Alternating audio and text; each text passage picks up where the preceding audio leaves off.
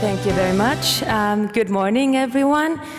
It is my great honor to be introducing Her Excellency Sari Essayah, the Minister of Agriculture and Forestry of Finland. She has held that position since June 2023. She is the leader of the Christian Democrats Party in Finland. She has been a member of the Finnish Parliament since 2015 and previously between 2003 and 2007. And in between those, she was a member of the European Parliament between 2009 and 2014. And if you want to have a chat with her today, you might have to be very quick on your feet because she is also a former race-walking world champion, European champion, and still holds 7 national records in Finland in that sport. Minister Essayah is here at Scaling Up today, leading a Finnish delegation of top experts and leading companies in the field of bioeconomy. And I would like to take this opportunity to really encourage you to connect with them and look for ways to increase collaboration between Finland and Canada.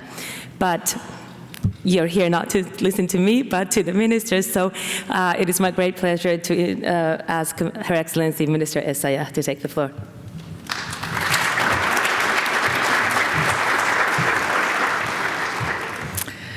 Thank you, Sari. Your Excellencies and conference participants, ladies and gentlemen, yes, it's for sure that the weather is not going to surprise us Finns. But it's really great pleasure to be here in Canada today and talk to you about scale up of sustainable bioeconomy. This is also one of the priorities for the Finnish government and in the EU. I want to start by thanking the organizers for inviting Finland to be the feature country of this year's conference. It's really an honor. Canada and Finland share similar northern natural conditions and bioeconomies, and we have a close and long-standing collaboration in this sector. We value our friendship very much. Bioeconomy is an economic concept. As an economic concept, as you know, one of that holds very promising potential. Potential in addressing major global challenges and in supporting local economies and livelihoods, as well as self-sufficiency, which is increasingly challenged in today's world. We should remind ourselves that it is also a concept that holds a strong intergenerational element.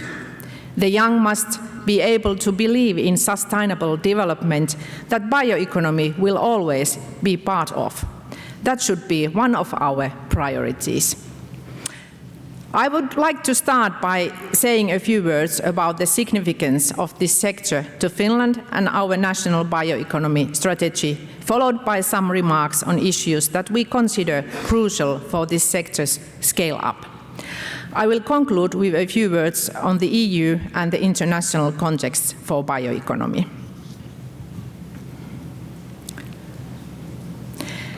In Finland, the most important sector in the bioeconomy in terms of generated value added is forest sector, followed by construction, food sector, energy sector, services and others.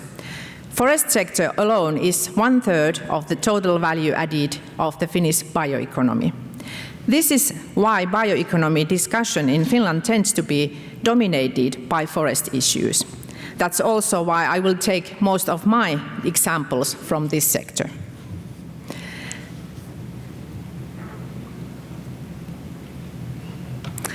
In Finland, forest policy is relatively high on the national political agenda, and from the photo you can understand why. Finland is the most forested country in the European Union, and roughly 75% of Finnish land area is covered in forests. Of those forests, over 60% are owned by private families and around 1/3 by the state.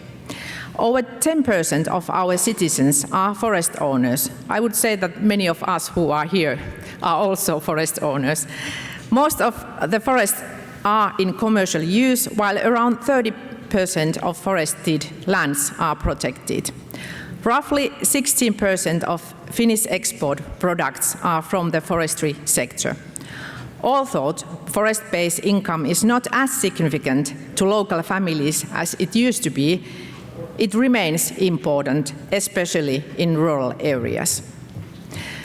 Forests provide livelihoods and raw materials for green transition, but they also have very important ecosystem functions, for example, related to climate and biodiversity.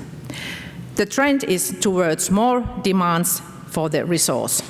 Forest-based bioeconomy has great potential in creating well-being and products to consumers, but we also need to work continuously to maintain forest regenerative capacity and sustainable use in changing climate. That is a precondition for the sustainable scale-up of this industry. Conferences like this one are important occasions for exchanging views on bioeconomy development and strategies. Finland is very active in developing local and global bioeconomy and working actively to promote it internationally.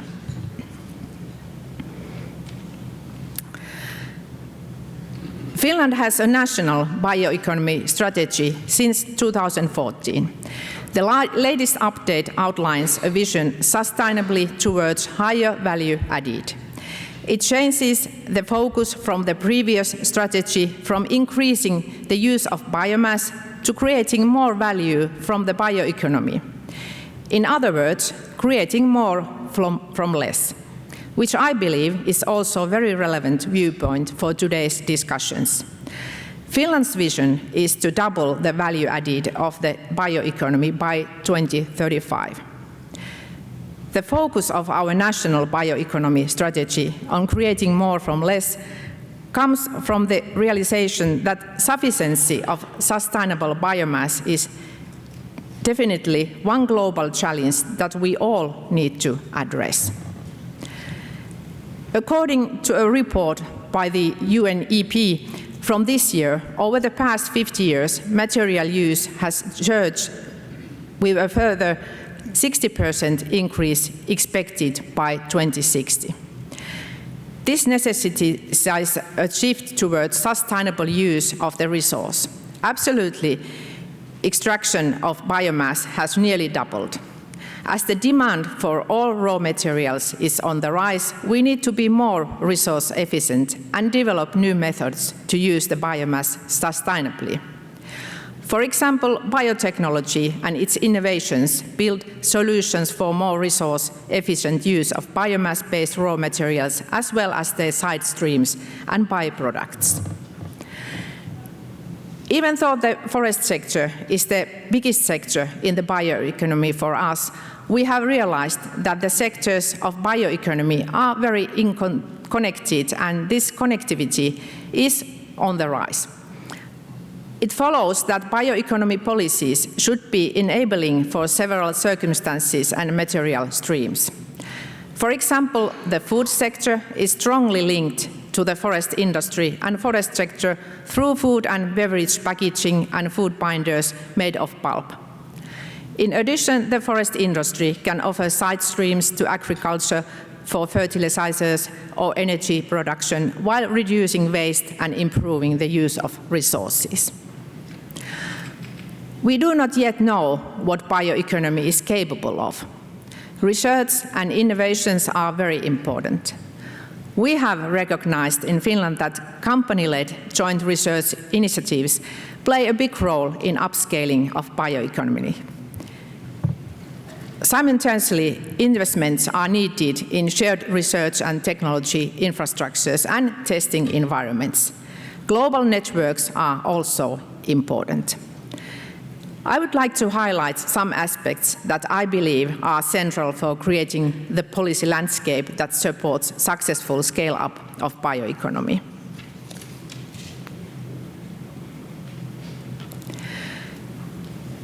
First, we should ensure that we continue to have skilled labor in this sector. This is one challenge and concern, at least in Europe. It applies to both primary production and industry. The labor force is concentrated in cities, and the countryside is losing its population.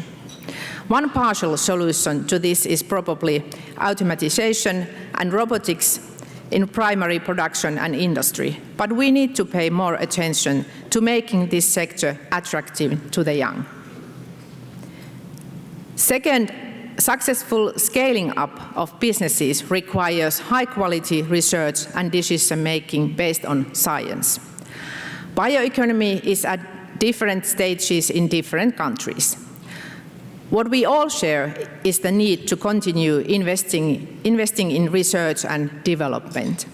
The bioeconomy still has a lot of untapped innovation potential for products and services, and we still don't know all products that we can make in the future. Already now, there are interesting new applications, for example, in textiles, batteries, and healthcare. In Finland, we are particularly interested in extending the value chains to biogenic carbon dioxide capture and use. In the future, it should be possible to replace fossil carbon-based raw materials with biogenic carbon, creating a positive impact for the climate. Knowledge should be readily available to different actors in the value chain, starting from the landowners. Taking forest sector as an example, in our experience, advisory services to forest owners are good means to promote sustainability and availability of raw material. Likewise, it's important that entrepreneurs have relevant information available for environmental performances of their bio-based products. Similarly, in policymaking, it's important to base decisions on data and science. In Finland, we have quite comprehensive data on forests. We have been conducting national forest inventories for more than 100 years, providing us with good information on the quality and quantity of forests. Towards the same end, last year we nominated a dedicated National Forest Bioeconomy Science Panel to foster science-based decision-making. In one of their first publications, the multidisciplinary panel has shared scientific views on how to reach the objective of the National Bioeconomy Strategy in terms of increasing the value added. And I would like to point out that this publication is also available in English. The third point I want to raise is somewhat related to the previous one. It is that being able to measure and monitor bioeconomy, it's important to steer it in the right direction, justify the policy actions, and to strengthen and make visible the good sides and to minimize the possible negative impacts. Sustainability and responsibility should be kept a higher priority when we develop local bioeconomies. Developing life cycle analysis has a big potential in steering the resource use towards sustainability and also renewable and biological raw materials, and they are also needed to secure and speed up the investments in sustainable bioeconomy. In this regard, Finland often highlights the need to recognize the carbon handprint of bio-based products. It would encourage the development of bioeconomy, for example, to extended value chains, meaning biogenic carbon dioxide capture and use. Fourth, creating consensus-based bioeconomy-related policies is needed for developing successful value chains and the sector scale-up.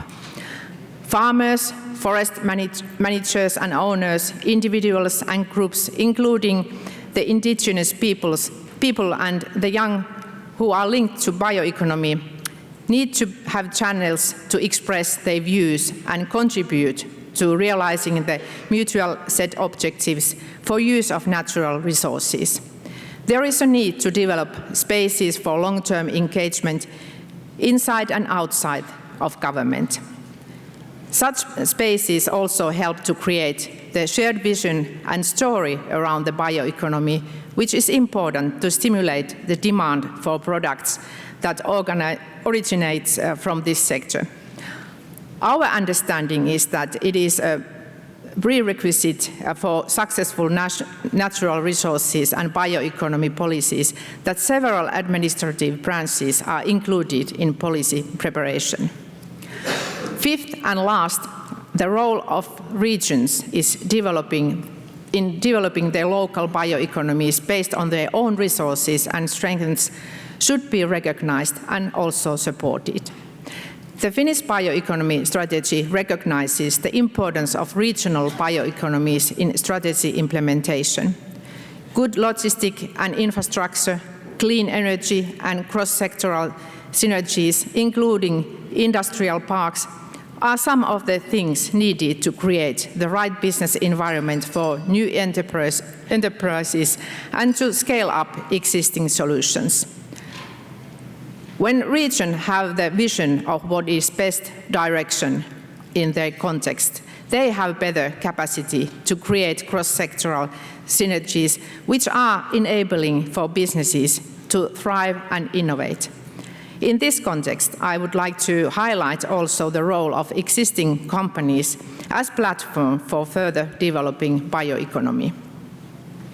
So these 5 topics, skilled workforce, high-quality research, bioeconomy monitoring, inclusive stakeholder engagement, and the role of regions in developing the bioeconomies are some elements that we should keep in mind, and we seek to promote the upscaling of sustainable bioeconomy from the policy point of view.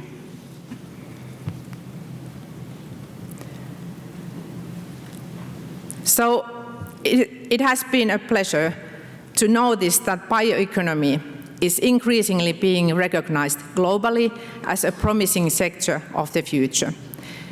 The European Union is expected to have several new instruments and actions on bioeconomy. For example, update of EU's bioeconomy strategy and new Biotechnology Act are on the agenda of the new EU Commission. In this context, I would like to emphasize that it is necessary to look at the bioeconomy holistically, keeping in mind the development needs and potential of both established bioeconomy and biomanufacturing and the opportunities of biotechnical applications.